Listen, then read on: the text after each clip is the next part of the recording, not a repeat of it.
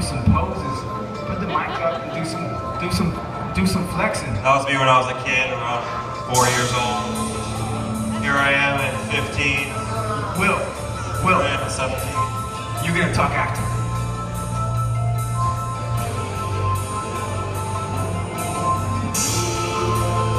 Do what we gotta do. Sometimes to win, you gotta lose. By any means necessary. That's what it means to be legendary. We do what we gotta do. Sometimes to win, you gotta lose. By any means necessary. That's what it means here. All eyes in my presence, all eyes on me. One of the greatest of all time, like Ali. Machiavelli trained about the rain on a million J. They used to wave their finger in my face like the camel, baby. This is my dream, similar to a kingdom's, and I still play the kingdom with my original team. This time I'm playing for keeps, more than just a piece. I'm ready to compete against the Northwest elite. This was meant to be. It's like I have a deeper calling. At least that's what I tell myself to keep evolving. Even in my sleep, I can feel it like callings in the air, staring at my ceiling as if I was in solitaire. Confinement for your mind to die trying, and that's what it takes to be timeless, just like a diamond. How to hold it, you gotta try to hook and got a few. And if not, then I guess it's just not for you. Legendary, legendary, legendary, legendary. By any means necessary. That's what it means to be legendary, legendary, legendary, legendary, legendary. By any means necessary. That's what it means to be legendary. It's not Mary Poppins, but this is the sound of music. Now watch how it carries on with no option, no problem. I'm the solution. I've been concentrated flows, never been diluted. The fruits of my labor finally paying off. Call me Fuji, I'm killing them softly, one song at a time. Too many rappers trace, make every word count. That's how I calculate and execute my first move like Sun Tzu. You never seen it coming.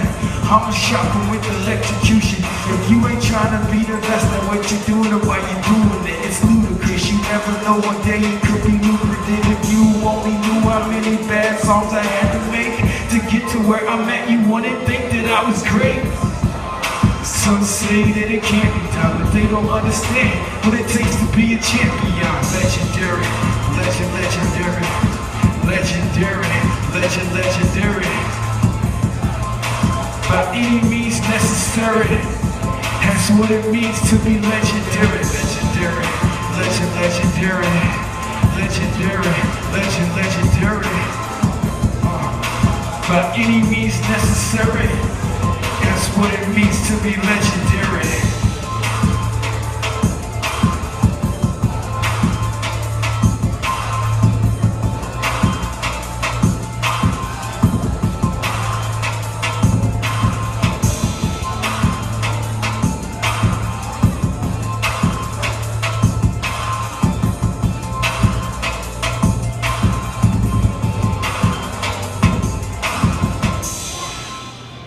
I give you the Ultra Beast.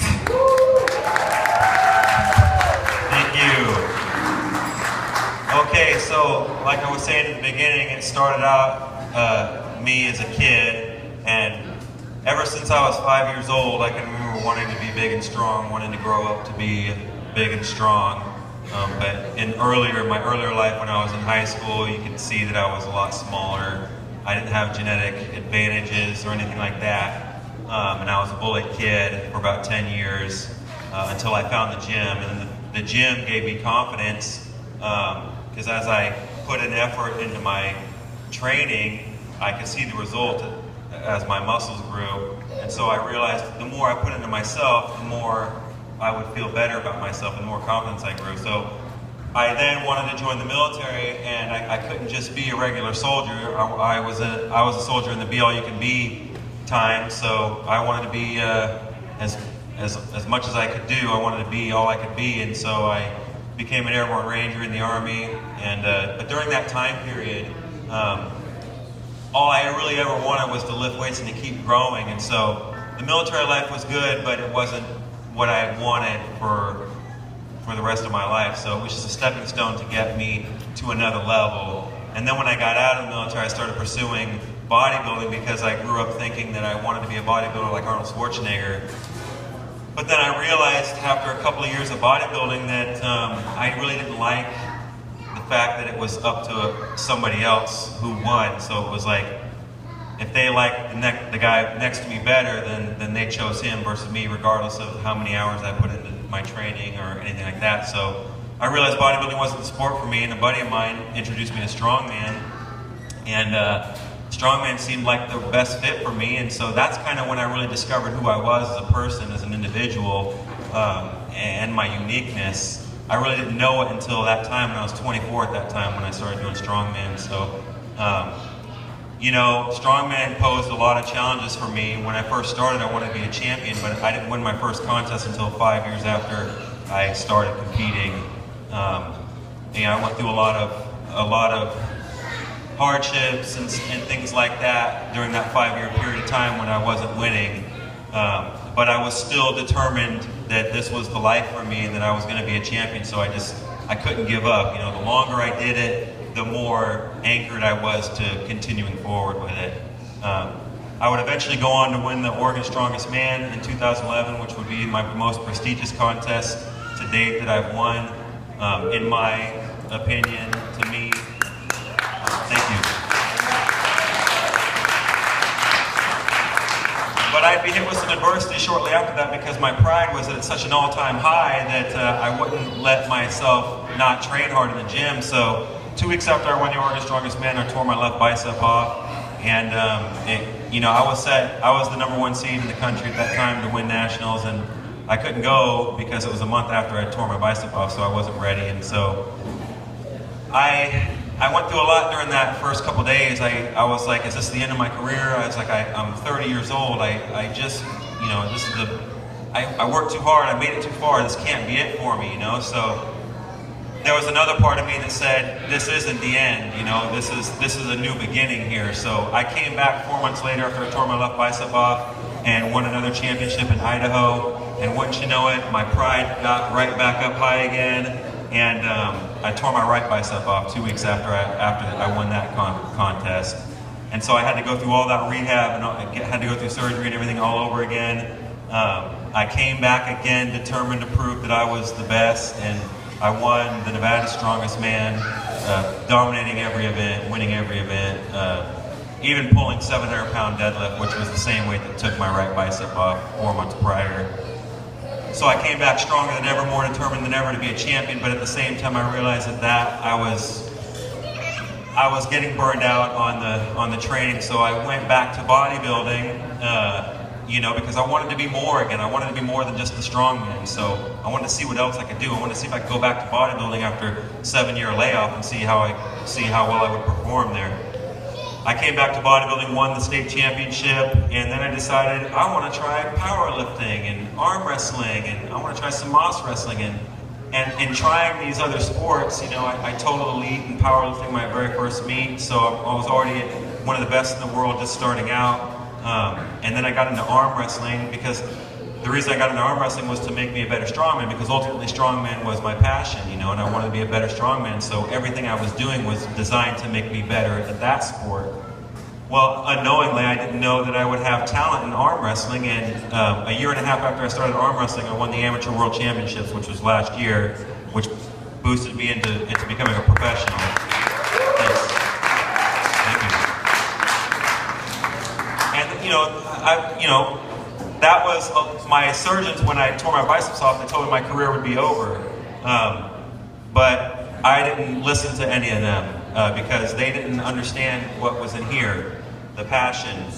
So some of you new people out there that are just starting out, coming up here and performing, you got to keep moving forward with it, because you don't know how your life is going to evolve, how this little seed is going to grow into something bigger. Because as you see, when I first started out, I never thought that I would ever become a professional athlete, own my own business, win a world championship, become a multi-strength sport champion. I'm the only champion in the country right now that has competed in every strength sport, that actively competes in every strength sport.